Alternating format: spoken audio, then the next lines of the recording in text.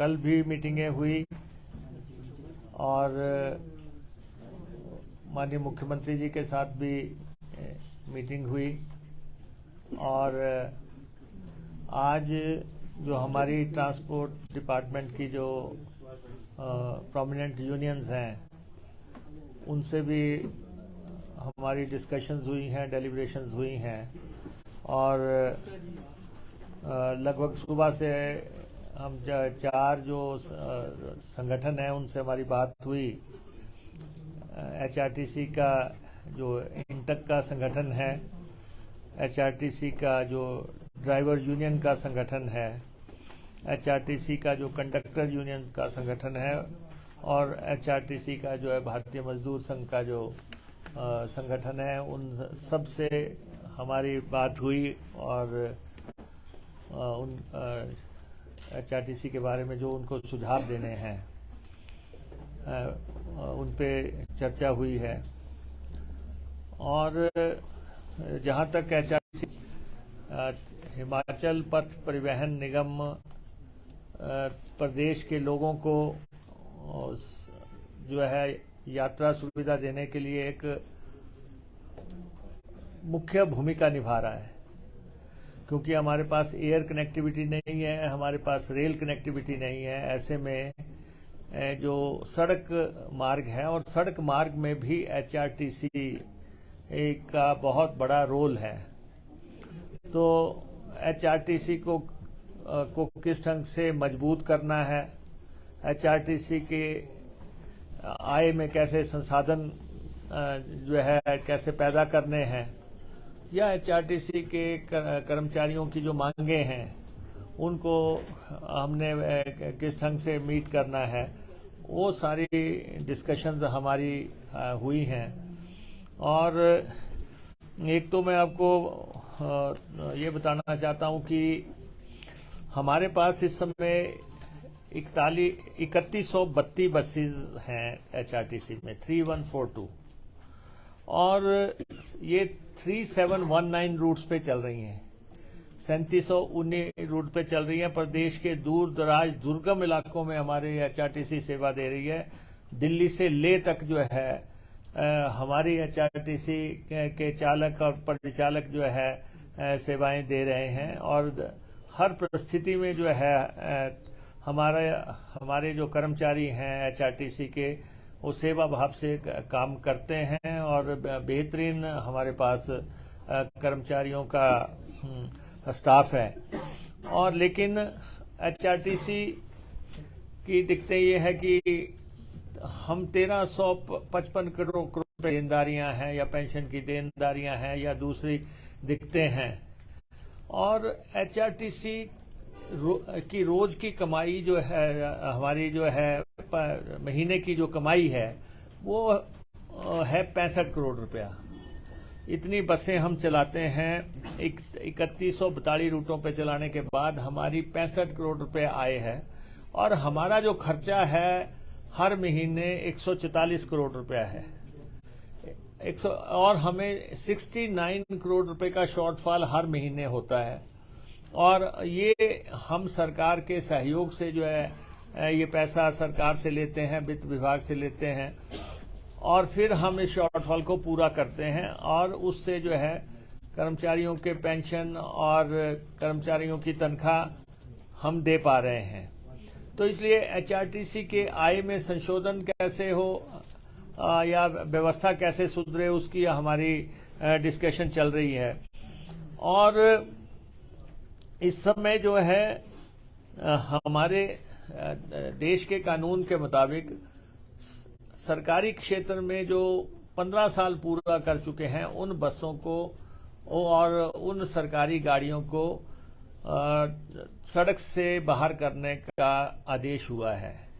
15 साल जिनका पूरा हो चुका है और उसमें जो है एचआरटीसी के जो है पहले ही दौर में जो है 167 बसें ऐसी हैं जो हमें सड़क से हटानी पड़ रही हैं। 167 बसेज हम हटा रहे हैं क्योंकि उनकी आरसी रद्द हो गई है और सरकारी सेक्टर में हालांकि काफी गाड़ियां हट रही हैं 15 साल पूरी जो कर चुके हैं, जिनकी आरसी जो है ऑटोमेटिक रद्द हो गई है। तो एचआरटीसी की 167 बसें हट रही हैं और उसके बाद हमारे पास 1199 बसें ऐसी हैं 1999 जो कि जीरो बुक वैल्यू की बसें हैं, यानी कि वो अपना जीवन पूरा कर चुकी हैं, लेकिन हम उन्हें चला रहे हैं क्योंकि हमारे पास प्रॉब्लम्स हैं। तो इन 1199 में से जो है एचआरटीसी का जो हमारा प्रबंधन है उनके मुताबिक इन 1199 में से 202 बसें तत्काल हटाने की जरूरत है। वो हमने हटाने का निर्देश दे दिया है कि उन 202 बसों को भी आप हटा दें, क्योंकि जो बसें बिल्कुल ही ठोक पीट के चलाई जा रही हैं और जिसको बहुत दिक्कत है।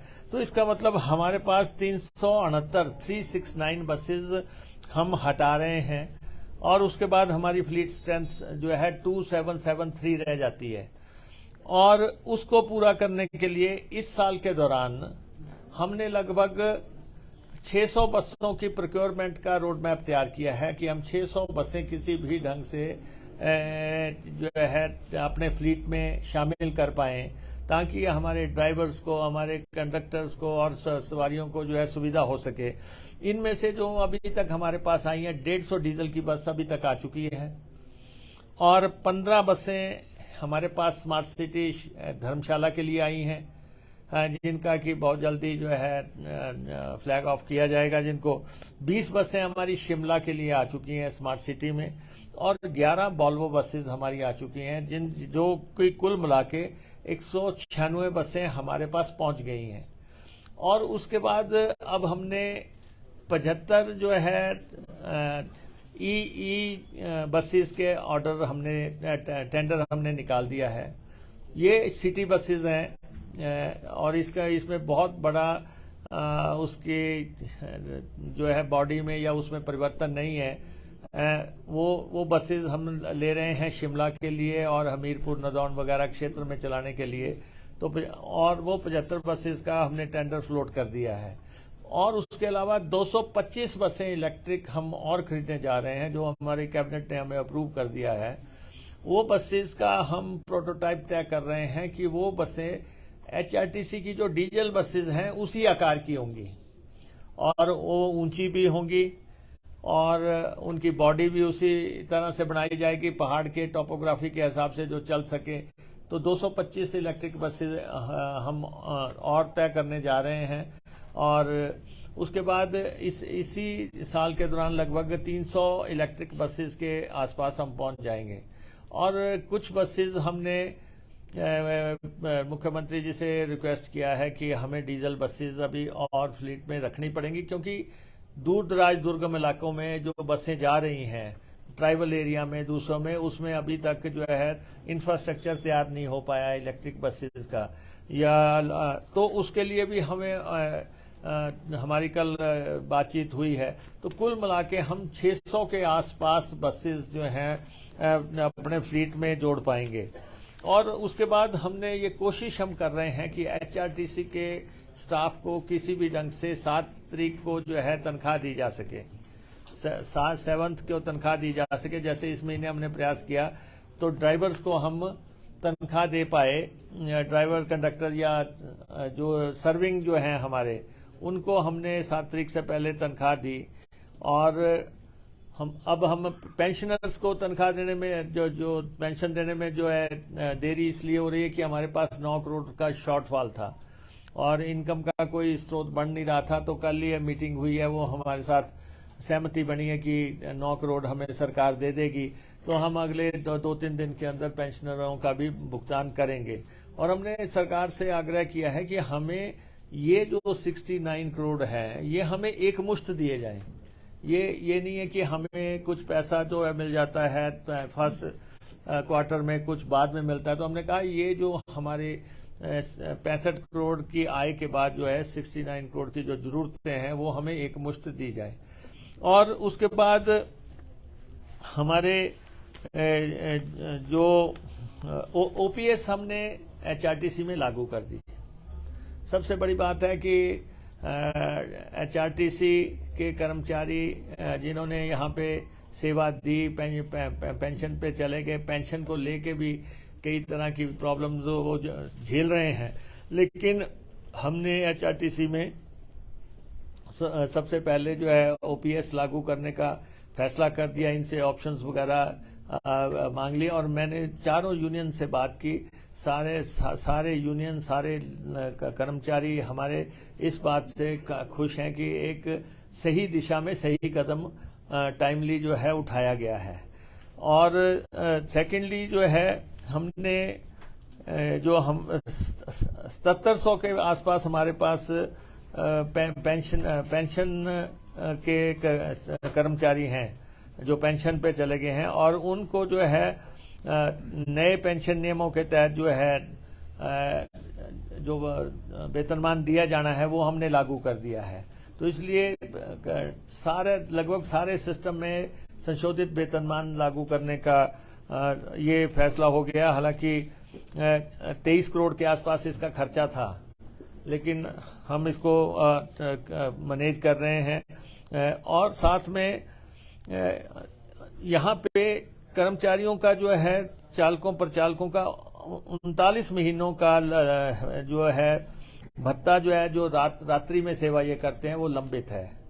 और हालांकि पिछली सरकार के समय का वो लंबित चल रहा है और हमने इनसे कहा है कि सबसे पहले तो जब से हमारी सरकार आई है, जिस दिन से हमारी सरकार आई है, हम सैद्धांतिक तौर पे आपसे सहमत हैं कि हम आपको क्योंकि आप नाइट सर्विस चला रहे हैं और 24/7 भी ड्यूटी दे रहे हैं, जहां भी आपको भेजा जा रहा है निष्ठा से दे रहे हैं। तो हम शुरुआत कर रहे हैं कि जब से हम आए हैं कम से कम हम इनको जो है इनका रात्रि भत्ता या दूसरी डिमांड्स हैं जो पूरी कर सकें। अभी दो महीने का तो हमने पहले ही जारी कर दिया, बाकी का हम सैद्धांतिक तौर पे हमारी सहमति है और इसके बाद हम मुख्यमंत्री जी से भी मिलेंगे, फाइनेंस डिपार्टमेंट से भी मिलेंगे ताकि इसको हम हल कर सकें। कुछ मसला महंगाई भत्ते का भी इनका है, वो बातें भी हमने हल कर दी। सबसे बड़ा कदम हमने उठा दिया कि ये जो वॉल्वो माफिया या दूसरी माफिया बाहर से आ रहा था और ये 15-18 साल से प्रदेश में हाय तौबा मची हुई थी कि ये कैसे आ रहा है, कौन ला रहा है, इसके पीछे कौन है, इसकी पृष्ठभूमि क्या है। हमने इस पे अंकुश लगाने के लिए हमने कल के मंत्रिमंडल की बैठक में आखिर फैसला कर दिया और ये बसेस जो हैं बिना टैक्स के हिमाचल में प्रवेश नहीं कर पाएंगी और इनको 9 लाख रुपया पर एनम जो है हिमाचल प्रदेश का टैक्स देना पड़ेगा। ये 200-250 के आसपास की बसें हैं और अराजकता से चल रही थी। पहले मैंने डिपार्टमेंट को आदेश दिए थे कि इन बसों को रोका जाए, पकड़ा जाए, लेकिन बाद में डिपार्टमेंट की राय ये थी कि ये बसें जो है टूरिस्ट को लेके आ रही हैं तो टूरिस्ट भी साथ में परेशान होगा, तो इसका आप कोई लीगल हल जो है तलाशिए। ये साउथ में भी ये प्रॉब्लम्स थी। तमिलनाडु हाई कोर्ट का एक फैसला आया था जिसमें कि 75,000 रुपया इन पे टैक्स लगाने का अदालत ने परमिशन दी थी और ये कहा था 5,000 रुपया जो है पर मंथ जो है पर डे जो है इन पे चार्ज किया जाए। तो हमने वो लागू अब ट्रांसपोर्ट डिपार्टमेंट सक्रिय हो जा रही है, टिकट भी हाफ कर देते हैं और इसलिए प्रतिस्पर्धा में जो है दिक्कत होती है। तो इसलिए उनको भी हमने कहा है कि रेगुलेशन से ही आपको हिमाचल प्रदेश में चलना होगा। तो दूसरा जो है कुछ इश्यूज इन्होंने हमारे ध्यान में लाए हैं। एक तो हमने इनसे कहा है कि HRTC की आय को बढ़ाने के लिए हमने चारों यूनियन से राय मांगी है।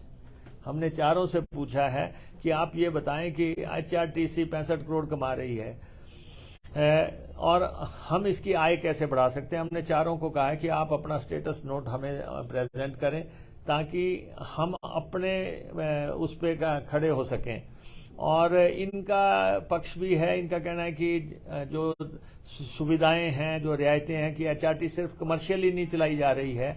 एचआरटीसी में जो है महिलाओं को जो सुविधा दी गई है, स्टूडेंट्स को जो सुविधा दी गई है, या घाटे के रूटों पे जहां कोई नहीं जाता वहां एचआरटीसी जा रही है, दूर दराज दुर्गम इलाकों के। इसलिए सेवाएं जो हैं जो हम दे रहे हैं, उस वजह से हमारा को जो है घाटा इसलिए भी हो रहा है। एक तो हमने ये कहा है कि जो बिल्कुल ही जहां पे कोई सवारी नहीं है, जहां पे जो है गाड़ी चल रही है, एक सवारी बैठी है, 2 सवारी बैठी है और वो जा रही है, ऐसी सर्विसेज जो है चलाने में हमें कोई दिलचस्पी नहीं है। क्योंकि वो ये गाड़ियां जो हैं वो राजनीतिक आधार पे लगी हुई गाड़ियां हैं, और ये गाड़ियां जो है राजनीतिक आधार पे जो लगी हैं, वो गाड़ियां हम जो है बिल्कुल जिसमें शून्य आए है, सवारी नहीं है, वो तो नहीं चलाई जा सकती। लेकिन हमने अपने ड्राइवर्स और कंडक्टर्स को ये कहा है कि आप जो है ग्राउंड पे जाते हैं, आप रूट के बारे में हमें रियल फीडबैक दें कि क्या वो गाड़ी चलनी चाहिए कि नहीं चलनी चाहिए, आपकी राय क्या है। क्योंकि सबसे पहले तो ड्राइवर जाता है। तो दूसरा हमने अपने ड्राइवर कंडक्टरों को ये भी कहा है कि आप गाड़ी चलाते हैं, ब्लैक स्पॉट आपको पता है कहाँ गाड़ी बार बार कंट्रोल से बाहर हो रही है या कहाँ एक्सीडेंट हो रहा है, तो ये हमें बताएंगे तो ब्लैक स्पॉट्स को सही करना वो भी ट्रांसपोर्ट डिपार्टमेंट का सब्जेक्ट है, तो हम उन स्पॉट्स को ठीक करेंगे।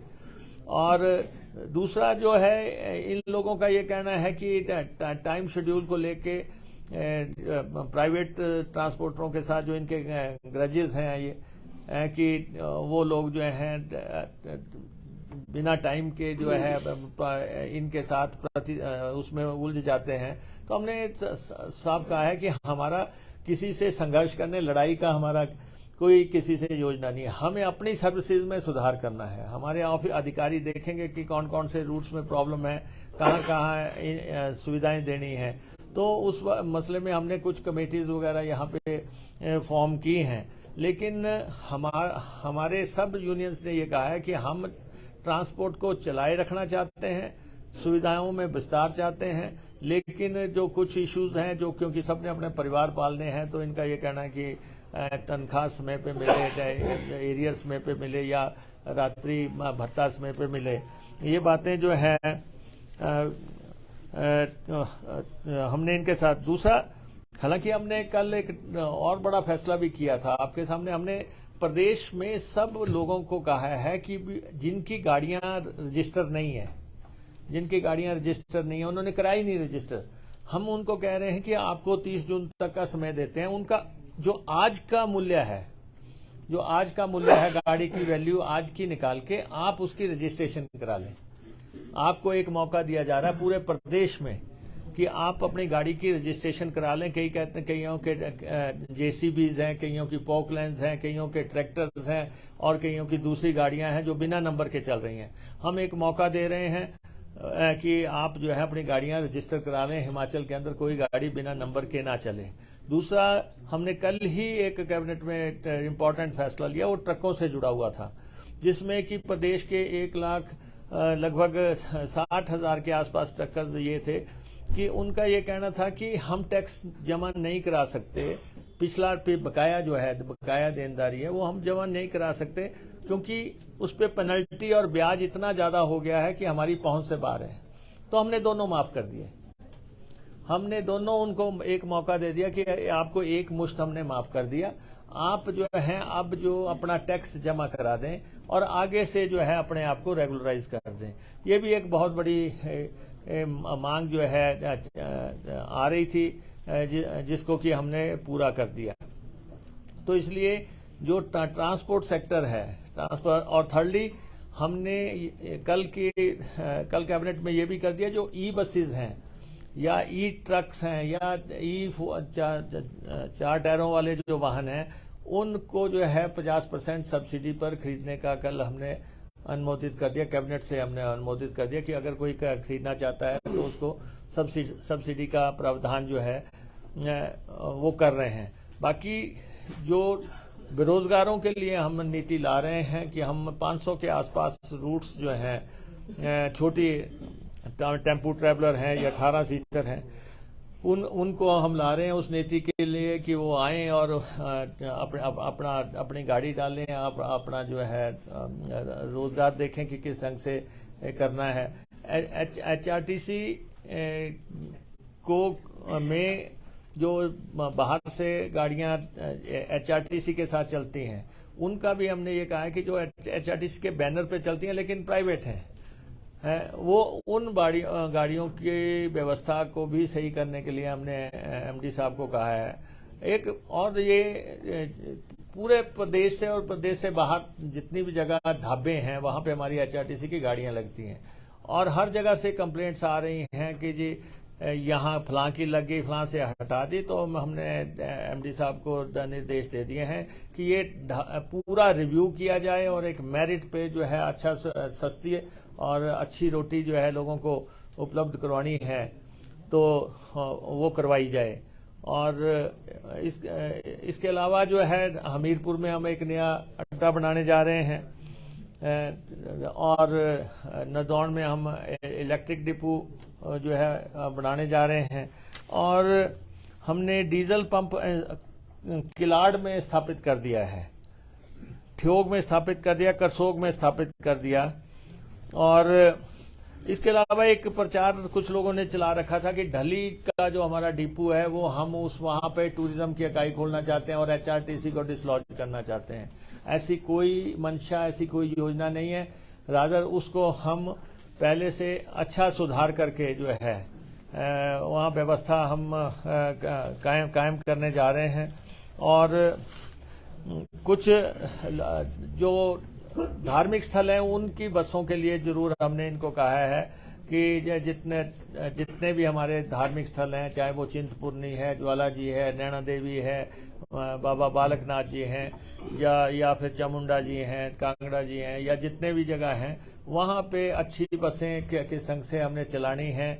हरिद्वार को बसें ले जानी है, खाटू श्याम को लेके जानी है, या अमृतसर को लेके जानी है, उनको रिव्यू करके कि किस ढंग से यहाँ पे धार्मिक पर्यटन को जो है स्थापित किया जा सके और उनको प्रायोरिटी दर्शन कराया जा सके जहाँ पे भी ये बसें हमारी जाती हैं, या इनके किस ढंग से हम रूट्स आइडेंटिफाई कर सकते हैं, वो भी सारी हमारी डिस्कशन चल रही है। तो इसलिए HRTC के हमारे साथियों के साथ हम सब एक परिवार के लोग हैं। बहुत अच्छे माहौल में हमारी बातचीत हुई है। HRTC को किस ढंग से बचा के रखना है और कैसे उसको आगे बढ़ाना है, वो सबसे हम विचार विमर्श कर रहे हैं। इन सब यूनियंस का स्टेटस पेपर हमारे पास आ जाएगा और ये क्या राय दे रहे हैं, कुछ इनके सर्विस के जो है त्रुटियां हैं उसको निवारण करने के मसले हैं, वो सारा हम अध्ययन कर रहे हैं और फाइनेंस के साथ भी उठाएंगे। लेकिन HRTC जो है उसकी बसें अच्छी हों, ठीक तरीके से, सही तरीके से उनको चलाया जा सके, और उसके लिए जो हमारी आज की मीटिंग है इसके बहुत दूरगामी परिणाम होंगे। और कुछ इन्होंने कहा है कि बहुत लोग ऐसे हैं जो कि एक ही सीट पे लंबे अरसे से बैठे हुए हैं, बहुत से लोग ऐसे हैं जो कि राजनीतिक, मतलब कि वो जो है ड्राइवर की ड्यूटी नहीं कर रहा, कंडक्टर की ड्यूटी नहीं कर रहा है, और राजनीतिक नियुक्तियां हासिल करके जो है वो कर रहे हैं। उसमें भी मैंने कहा कि आप सारा रिव्यू करें, सारा देखें कि कितने लोग जो हैं सही तरीके, जो लोग दिन रात ड्यूटियां दे रहे हैं उनमें हार्ट बर्निंग होती है कि और क्योंकि ये कह रहे हैं कि ये आंकड़ा बड़ा हायर साइड पे है, तो HRTC में सेवा का कल्चर रहे और काम का कल्चर रहे, डिसिप्लिन रहे, उस नजरिए से भी हम सारी रिपोर्ट तैयार कर रहे हैं ताकि आने वाले समय में इस ऑर्गेनाइजेशन को स्ट्रेंथन किया जा सके।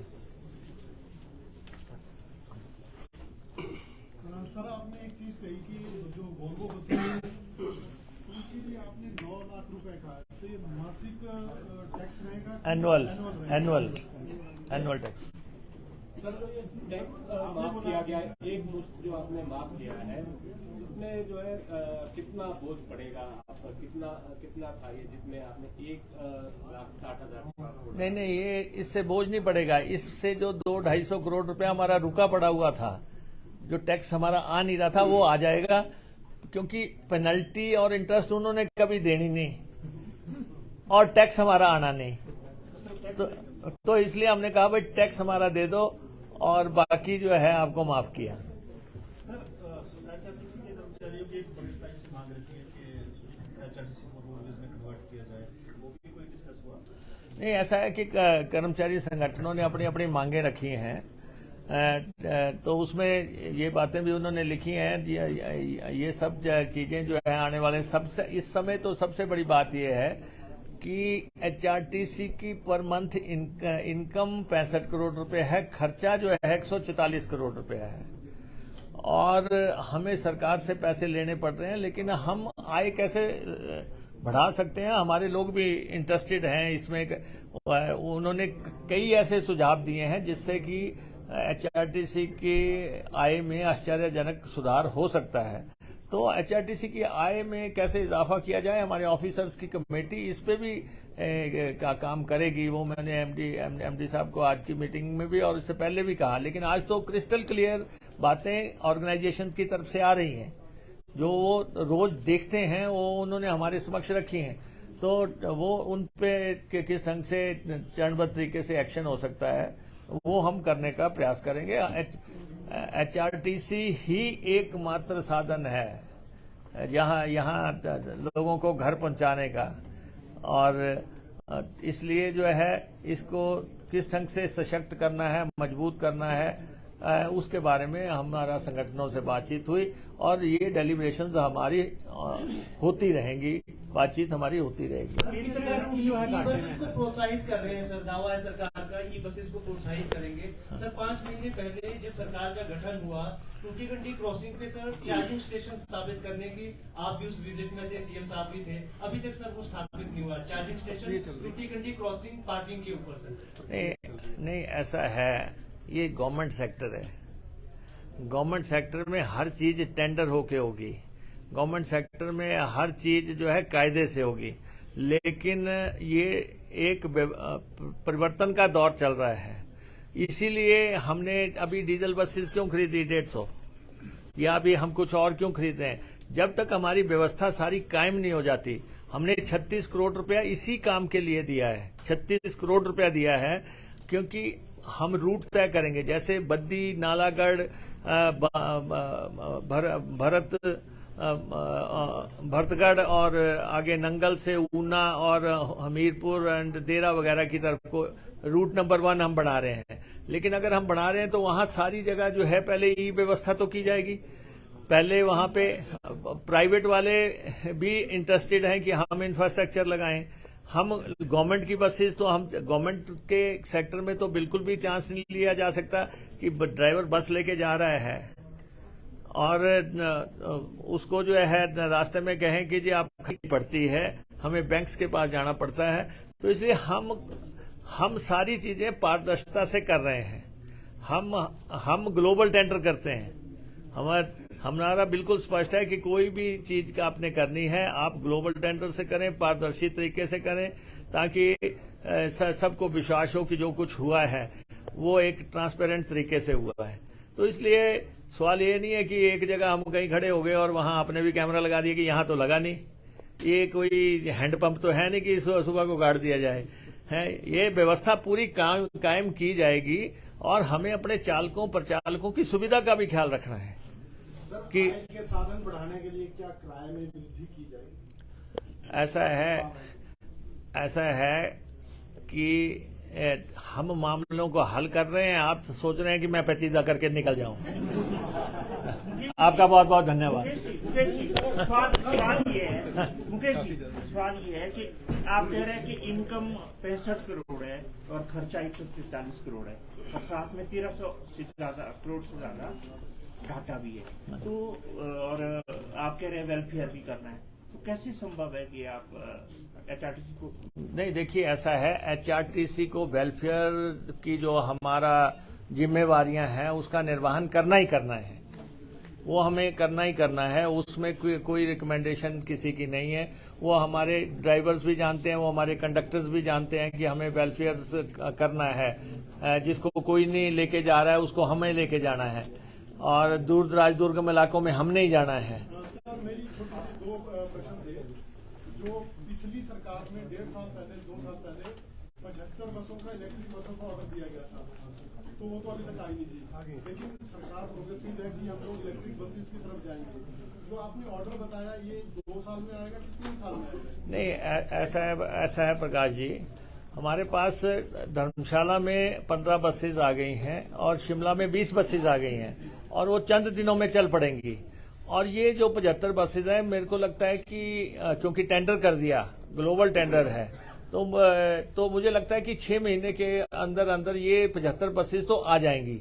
लेकिन जो 225 और बसें हमने खरीदनी है, उसका हमें ये तय करना पड़ रहा है कि वो हिमाचल प्रदेश की भौगोलिक परिस्थितियों के हिसाब से वो बसों की खरीद हो। उनकी बॉडी ऊंची होनी है, या उसकी लंबाई का है, या उसकी बैटरी का सवाल है, या उसके इंफ्रास्ट्रक्चर का सवाल है। तो वो सारे हमारे तकनीकी कमेटी के जो माहिर लोग हैं उनसे राय लेके हम करेंगे। क्योंकि आपको पता, पहले JNRU की बसें जो आई थी वो इतनी लो फ्लोर थी कि पहले खड़ी रही, कहीं पे सड़ती रही, कहीं कुछ रहा, कहीं चल नहीं पाई, और इसलिए प्रैक्टिकल डिफिकल्टी उन बसों में रही कि ब्लाइंडली ले ली और उसके बाद वो हमारे जो स्टैंडर्ड्स को मैच नहीं कर पाई। तो इसलिए वो सारी चीजें ध्यान में रखते हुए बसेज का जो शिफ्ट है उसको प्लानिंग से किया जा रहा है। लेकिन फिर भी हम एंड ऑफ द ईयर तक मुझे उम्मीद है कि हम 600 के आसपास बसेस का फ्लीट जो है बदलाव में खड़ा कर लेंगे, जो 15 साल की वजह से हटा है या फिर जो है जो जीरो बुक वैल्यू की वजह से हटा है। सर छोटा सा सवाल, दिल्ली से लेकर लेह तक हमारे ड्राइवर कंडक्टर आपने कहा सेवाएं देते हैं, इनका जब तक ये आंदोलन की चेतावनी नहीं देते तब तक इनको धक्केशाही में, तब तक इनको सैलरी और पेंशन नहीं मिलती है। इसका स्थायी समाधान हो क्या? नहीं, देखिए ऐसा है कि यहाँ पे कोई सवाल संघर्ष का नहीं है। ये HRTC एक खुली किताब है, ये मेरे पास भी है और ये मेरे ड्राइवर कंडक्टरों के पास भी है, मेरे चारों यूनियंस के पास भी है। तो इसमें संघर्ष का तो कोई सवाल नहीं है। सवाल ये है कि जो लोग ड्यूटी दे रहे हैं उनको हमने वेतन देने हैं। प्रदेश की आर्थिक स्थिति सामने है, 75,000 करोड़ का कर्जा है, लेकिन हम ये प्रयास कर रहे हैं कि जब तक हमारी आय में कोई संशोधन का तरीका नहीं मिलता है, हमें आय में सुधार का जब तक नहीं मिलता तब तक तो हम सरकार पे आश्रित हैं, सरकार से ले रहे हैं। और कोशिश ये हो रही है कि हमने फाइनेंस डिपार्टमेंट से के साथ भी कई मीटिंगें की हैं और हमारी लगभग इस बात पे आ गए कि हम जो हमें 144 करोड़ रुपए के लिए जो हमारा शॉर्टफॉल है वो सरकार दे, और सरकार की इस पे सहमति भी है। कल भी मुख्यमंत्री जी से मीटिंग हुई थी, उसमें भी सहमति। कल 60 करोड़ रुपए की बैंक गारंटी जो है कैबिनेट ने दी है HRTC के लिए। तो ऐसा कोई वजह नहीं है कि कोई दिक्कत है, कोई परेशानी। हाँ, फाइनेंशियल दिक्कतों को हल करने के लिए हम प्रयासरत रहेंगे और हम अपनी आय में कैसे सुधार कर सकते हैं उसमें मैंने इनको ये कहा है कि ये अपनी कमेटी भी यहाँ पे हाई पावर्ड कमेटी एक यहाँ पे तय करें जो कि बताए कि आय में कैसे सुधार हो सकता है। उनमें इन चारों संगठनों के प्रतिनिधि शामिल किए जाएं। और दूसरा मैंने कहा है कि दूसरे राज्यों की परिवहन व्यवस्था को अध्ययन करने के लिए भी हमारे जो है ऑफिसर्स एंड ड्राइवर कंडक्टर और यूनियंस के लोग जो है मिलके जो है जाके आए, देख के आए कि कौन सी जो है परिवहन जो है व्यवस्था सबसे बेहतर है, कैसी चल रही है। और जो शिफ्ट हम कर रहे हैं वो तो हम प्रयास कर ही रहे हैं, उसके लिए हमें जो है बसें खरीदने के लिए पैसा सरकार दे रही है, वो हम निश्चित तौर पे टाइम बाउंड तरीके से खरीद लेंगे। सर आपने कहा कि जिनको लेने कोई नहीं जाएगा, उनको लेने HRTC जाएगी। आपने एक और बात कही कि लोगों को घर पहुंचाने का भी एकमात्र सुरक्षित साधन HRTC है। दूसरी तरफ आप ये भी कह रहे हैं कि जहां 1 और 2 सवारियां हैं वहां HRTC नहीं जाएगी। हमारी नहीं, HRTC नहीं जाएगी, लेकिन सवारियां नहीं है। रूट लगा दिए हैं, पॉलिटिशियंस ने लगा दिए कि जी फलां जगह को बस लगा दो। अब वहां पे जो है सिर्फ डीजल का खर्चा है। अब वो ये बात तो ड्राइवर कंडक्टर भी मानते हैं कि ड्राइवर के घर का अगर कहीं है 10 किलोमीटर दूर है तो ये बस लेके नहीं जाएंगे, वो जो है बस को तो कहीं खड़ा करके जाएंगे। इसलिए जहाँ पे कोई सवारी नहीं है, अब अगर हमारे 4 से 6% रूट मुनाफे में है, 94% घाटे में है, तो आप क्या समझते हैं कि हमें रिव्यू करने का भी अधिकार नहीं? आखिर हमें बैठ के ये देखना तो पड़ेगा 94% रूट घाटे में चल रहे हैं कि ग्राउंड पे तो ड्राइवर लेके जा रहे हैं, यही बताएंगे कि भाई ये इतना घाटा कैसे है। और उस और ढाबों के रिव्यू की भी बात बड़ी बार होती है, चाहे सरकार किसी की भी हो। आपने भी आज बात कही है, कभी कोई समय फिक्स नहीं किया जाता कि इतने समय के भीतर हम पूरी चेकिंग कर देंगे और वो बात टल जाती है। नहीं, इस बार क्या आप कुछ एश्योर करेंगे? नहीं, ऐसा है ना कि अभी तक व्यवस्था जो है उसमें लोग कहते हैं कि कोई ढाबे वाला आता जी मेरी 4 लगी हुई थी 6 हटा दी, 2 लगी हुई थी 2 हटा दी। अब ये क्या व्यवस्था है? तो मैंने इनको कहा कि इसको स्ट्रीमलाइन करो, कम से कम जहां भी सवारी रोटी खाए वो एक सस्ती और सुलभ अच्छी रोटी हो और वहां पे बैठने लायक स्थितियां भी हों। और ये नहीं है कि आपने यहां से कह दिया फलां जगह बस लगा दो और ना तो वहां पे ड्राइवर कंडक्टर जो है बस लगाने में कोई इच्छुक है, ना ही सवारियां वहां खाने के लिए इच्छुक है, बस उतनी देर खड़ी रहेगी। इसलिए रिव्यू तो हम करेंगे, ये भी एक व्यवस्था है। तो इसलिए किस ढंग से काफी मसलों पे हमारी चर्चा हुई है और कुछ वेलफेयर मींस हम उठाएंगे, लेकिन कुछ जो है कठोर कदम भी उठाएंगे। जो बातें हमारे ध्यान में इन संगठनों ने लाई हैं। कंडक्टर्स की वेतन संख्या है, कब तक शुरू होगी सर नए वेतनमान वाली? नहीं, ऐसा नहीं है कि उस सिर्फ कंडक्टर्स की ही है, कंडक्टर्स ने भी अपना पक्ष रखा है, दूसरे भी लोगों ने रखा है। सर्विस कमेटी की मीटिंग करने के लिए उन्होंने कहा है, तो हम फाइनेंस से डिस्कशन करेंगे कि वो तो सारे एम्प्लॉयज का है। अब ऐसा है ना, आपके सामने है कि महिला कंडक्टर्स भर्ती कर लिए, सिर्फ एक महिला बस के साथ चलती है, बाकी सारी दफ्तर में है। लेकिन अगर आप कंडक्टर भर्ती हुए हैं, एक तो ठीक है कि किथ एंड किन पॉलिसी के तहत हुए हैं, ठीक है, तो थोड़ा बहुत मानवता से जुड़ा हुआ एंगल लगा के उनको कोई जाए। लेकिन जो लोग सिर्फ भर्ती हुए कि हम बस के साथ चलेंगे और आपको भर्ती भी कर लिया और आप सब लोगों ने मैनेज कर दिया, दफ्तर में बैठ गए, सिर्फ एक लड़की चल रही है अभी बस के साथ, बाकी सब ने जो है 100 के आसपास है, सब ने जो है अपनी पोस्टिंग मैनेज कर रखी है। तो ये सारे मसले हैं आपके सामने। लेकिन और सर सीपीएस और डिप्टी सीएम मामले में हाईकोर्ट ने सरकार से जवाब तलब भी किया है, आपका इस पर क्या है? ऐसा है, आज एचआरटीसी का रिव्यू चल रहा है, आप वैसे ही ध्यान भटका रहे हैं जैसे बीजेपी वाले भटका रहे हैं।